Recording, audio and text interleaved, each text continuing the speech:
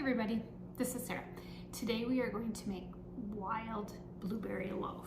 This is a absolutely fantastic recipe, super easy.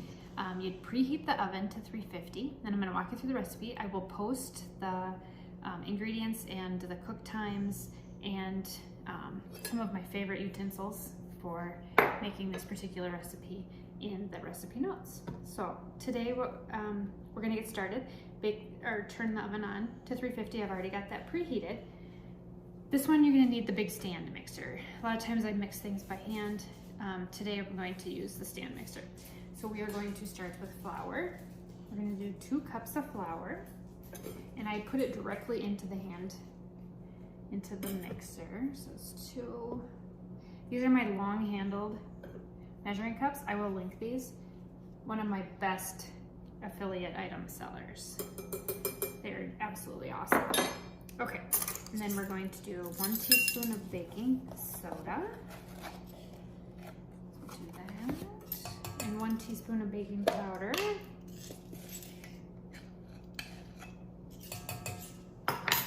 All right, and it's a 1/2 cup of butter. I already melted that, so you didn't have to hear the microwave. Actually, let's mix this up real quick. So it mix up the dry ingredients, just so they're kind of mixed up. Make sure you always use your safety. My face looks tan. We just got back from Mexico. It was super hot, 87 degrees, and I burnt right through my clothes. I actually burnt. It was so hot. I have normally dark skin, and it was intense. All right, and then we do a 1/2 cup of sugar, just white, so 1/2 cup of white sugar, and a 1/4 cup of brown sugar. Make sure you press that down. Okay. All right, we're gonna mix that up before we add the 2 eggs. Just nice and gentle like that.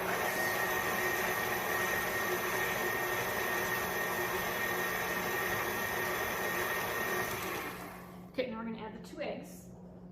Try to make sure the eggs are at room temperature. Now, I could crack them right into the bowl, but somebody probably would complain that I did that. So I'm going to, so we don't get shells in there, I'll crack them into a different bowl here. Most home cooks just stick them right in there, but this particular recipe I'm testing for my bakery cart in the summer that I put out. So we'll try that. Okay, so we put in the 2 eggs. Mix those up. The next thing is a 1/2 cup of sour cream. Go ahead and mix that in.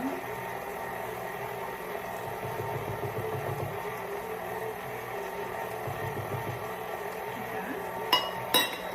1½ teaspoons of vanilla.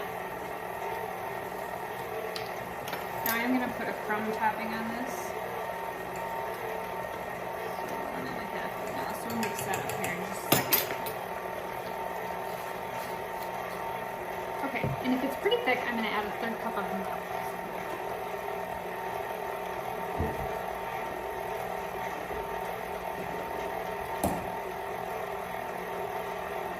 And a 1/3 cup here of milk. I'm using 2% milk. Okay, stick that in.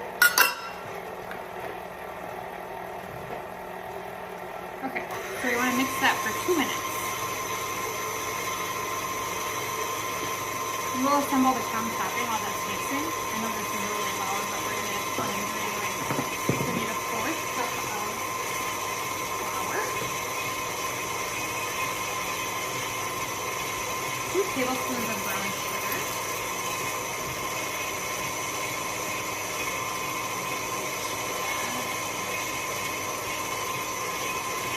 1/4 cup of food,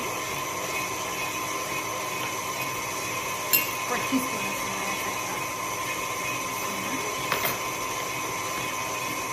2 tablespoons of butter. Okay.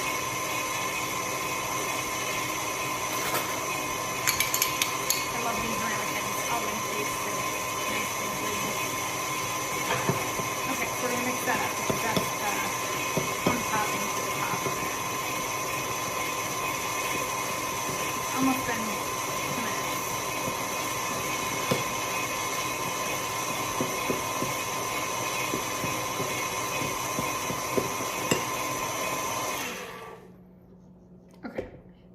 extremely thick batter. I'm going to show you this here. Okay, so your crumb topping is going to look like that. The crumb topping kind of is what makes the blueberry bread on top. Okay, so now what we're going to do, I have my wild blueberries here. I'm going to add those in at the very last second, but we have a 9x5 pan. I will link the one that I use. I use a real heavy one.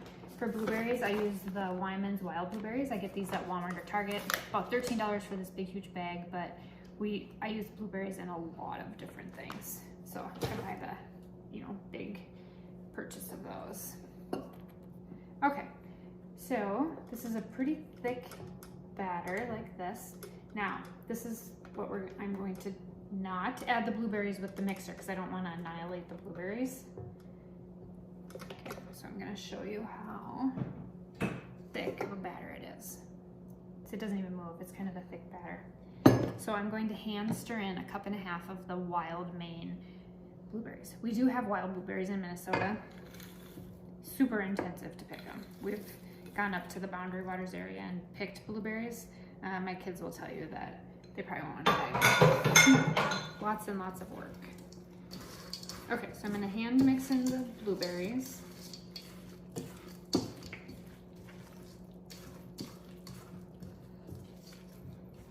Okay, and I already have greased this pan. And so I'm going to just put this in the loaf pan.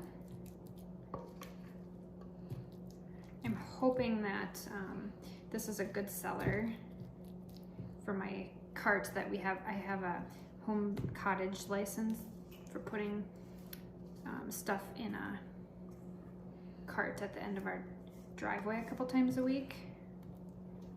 I'm hoping that this one will be a seller out there for the summer. Okay, so this is a very thick batter, so you want to knead it down like that. Okay. Okay, and it's blue because the wild blueberries definitely turn it blue. Okay, so now what we're going to do is we're going to use our fingers for the crumble topping because it's a crumble topping. We don't want it smashed. So we just put that over the top. This. Okay, so that looks like that. Okay, now the last thing I'm going to do is I'm going to take some turbinado sugar, put it in my hand, and this just kind of gives it an over-the-top luxury feel. Okay, and we're going to bake it at 350 for about 35 minutes, and then I'm going to tent the edges with foil around because this one takes 65 minutes to cook.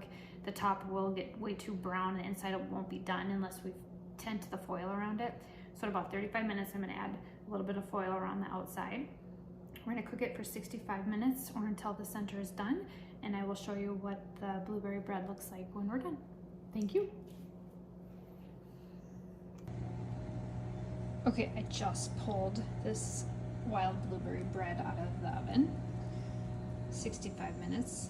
Oh, and it absolutely smells fantastic. I think this is going to be a winner for our bakery.